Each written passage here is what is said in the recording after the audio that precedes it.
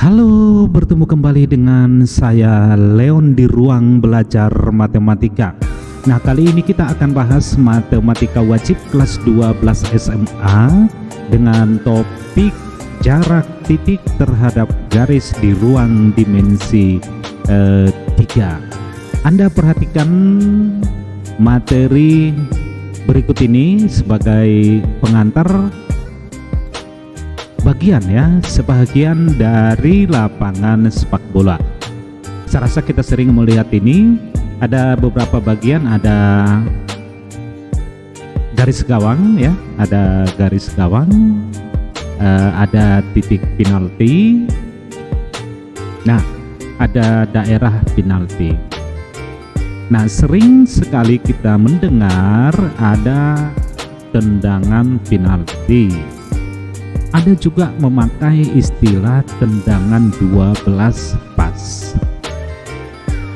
Tendangan 12 pas. Lalu pertanyaan, yang dimaksud dengan jarak 12 pas atau ukuran 12 pas pada pertandingan sepak bola itu apa? Ya, atau dari titik penalti ke posisi garis gawang di mana? Sebab kenapa? Karena banyak sekali arah bola yang dibuat yang bisa dilakukan dari titik penalti terhadap garis gawang. Tak hingga arah bola yang bisa dilakukan.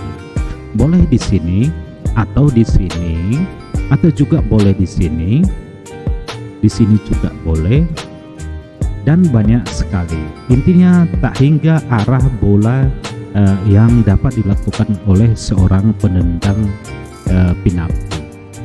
Lalu pertanyaan, yang 12 pasnya di mana? Itu yang 12 pas, ukuran 12 pas itu di mana? Oke, itu jadi sebuah pertanyaan untuk memulai memahami konsep jarak titik terhadap garis pada ruang dimensi 3.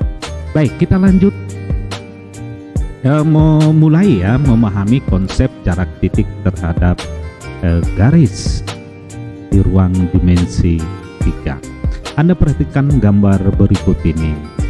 Misalkan Anda diberikan sebuah garis H ya, sebuah garis H dan sebuah titik A di luar garis H.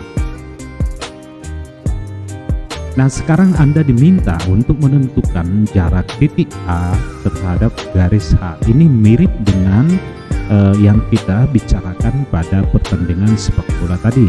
Anggaplah titik A ini titik penalti dan garis H ini adalah garis gawang. Berarti dari titik A terhadap garis H, ingat sebuah garis itu adalah merupakan kumpulan dari tak hingga titik. Maka di sepanjang garis H itu juga banyak sekali titik-titik yang terletak. Maka dari titik A begitu banyak garis yang bisa dibentuk terhadap garis H. Lalu jarak titik A terhadap garis H itu di mana? Maka konstruksi yang kita lakukan adalah dengan memproyeksikan titik A terhadap garis H.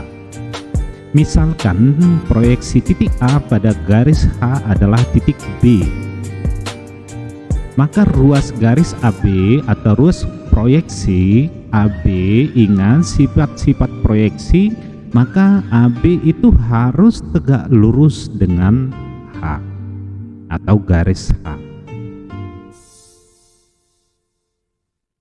Ya, garis proyeksi AB harus tegak lurus dengan garis H. Maka jarak titik A terhadap garis H adalah panjang ruas garis AB. Inilah yang dimaksud dengan jarak titik terhadap garis. Jadi konstruksinya seperti tadi. Ya, proyeksikan titik A terhadap garis H.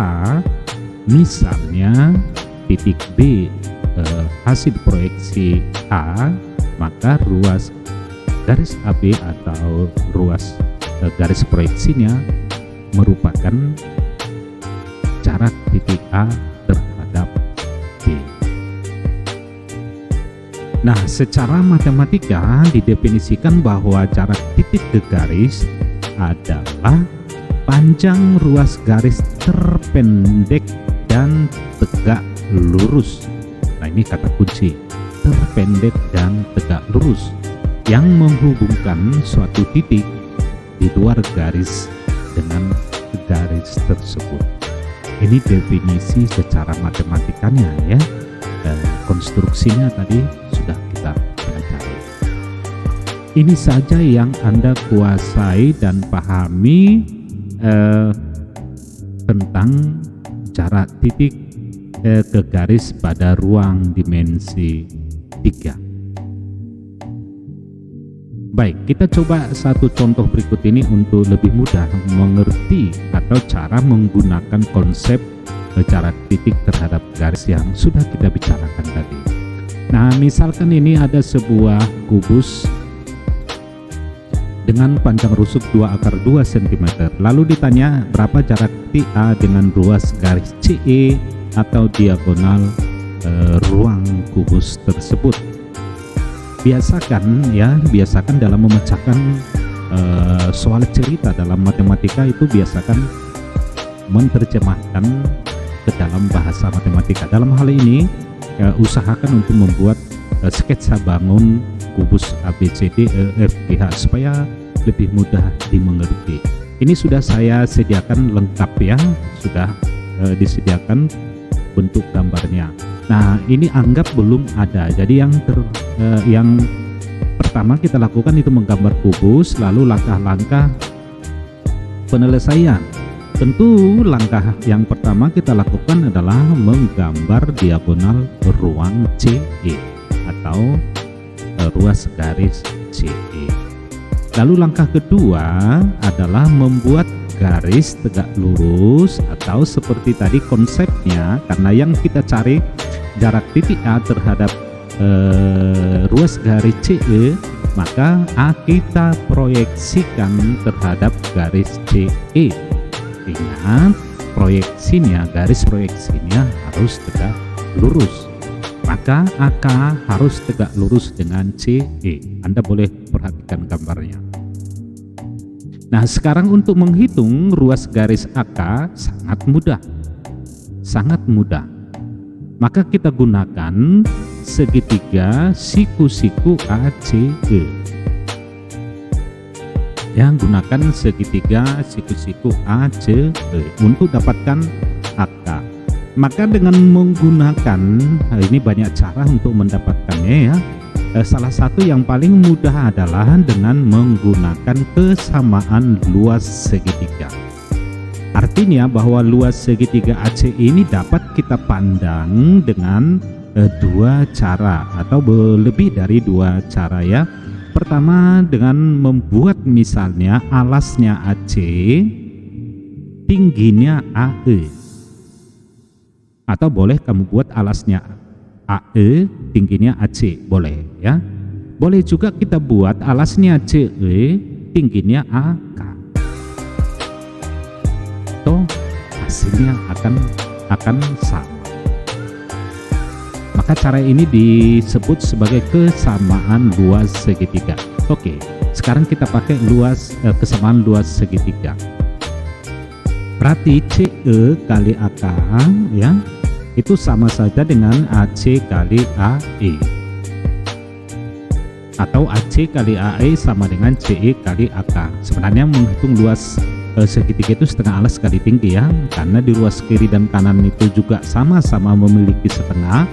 Untuk selanjutnya kita tidak perlu tulis lagi setengahnya ya.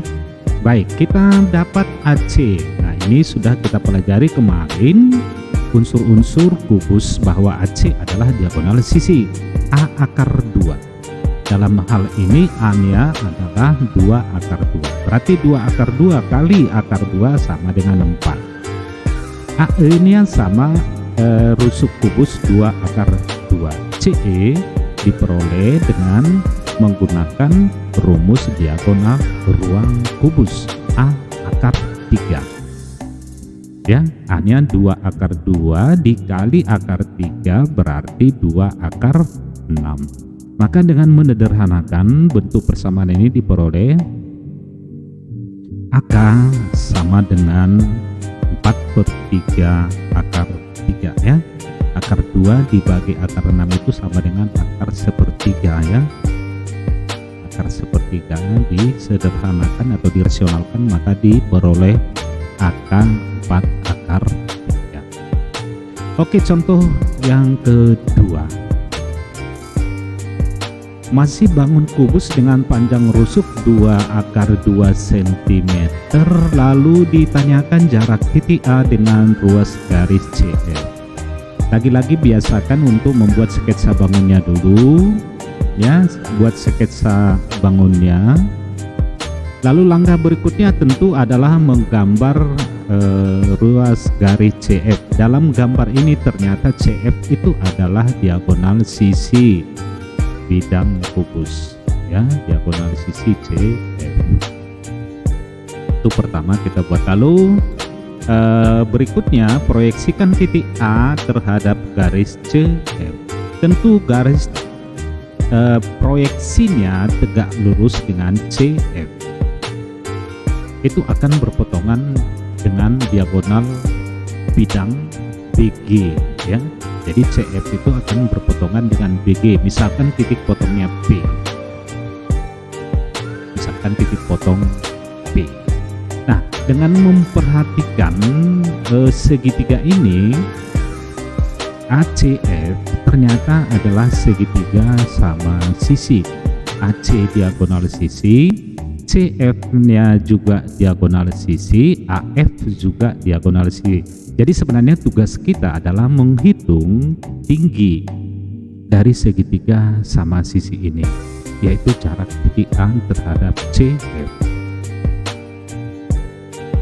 Nah, dengan menggunakan perbandingan trigonometri atau banyak cara ya, bisa Pythagoras atau kesamaan luas segitiga, banyak yang bisa kita lakukan untuk dapatkan AP. Mungkin cara paling mudah adalah dengan menggunakan perbandingan trigonometri.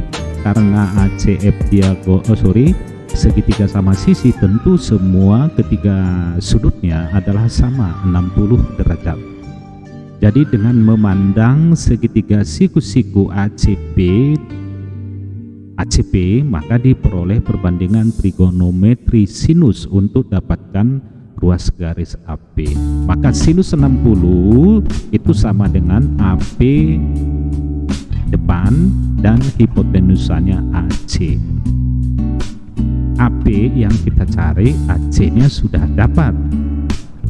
Sinus 60 kita semua sudah tahu ya. Maka diperoleh setengah akar 3 itu sama dengan AP dibagi 2 akar 2 akar 2 kali akar 2. Berarti 2 akar 2 dikali akar 2 itu sama dengan 4 kali setengah akar 3 itu sama dengan 2 akar 3. Nah, ini solusi pertama yang bisa kita lakukan. Atau boleh dengan menggunakan Pythagoras ya untuk dapatkan AP. Anda perhatikan segitiga siku-siku ACP, maka untuk dapatkan AP adalah akar dari AC dikuadratkan dikurang CP dikuadratkan. AC-nya sudah dapat, CP-nya sudah dapat setengah dari CF. Maka dengan Pythagoras diperoleh AP sama dengan akar dari 4 kuadrat itu 16, CP-nya itu setengah dari 4 itu 2 ya, berarti akar 12, atau kalau disederhanakan itu sama dengan akar 4 kali 3 atau 2 akar 3 ya. Tidak sulit. Baik, kita bahas contoh yang ketiga. Nah, ini limas beraturan maaf, panjang rusuk alasnya 4 cm dan panjang rusuk tegak itu 4 akar 2 cm. Lalu tentukan jarak C dengan rusuk AT, rusuk tegak AT. Lagi-lagi buatkan dulu bangunnya ya. Bangun limasnya T ini sudah saya buatkan lengkapnya ya, lengkap. Maka konstruksi yang kita buat itu adalah menarik garis dari titik C tegak lurus terhadap AT. T. Ini langkah yang pertama kita lakukan.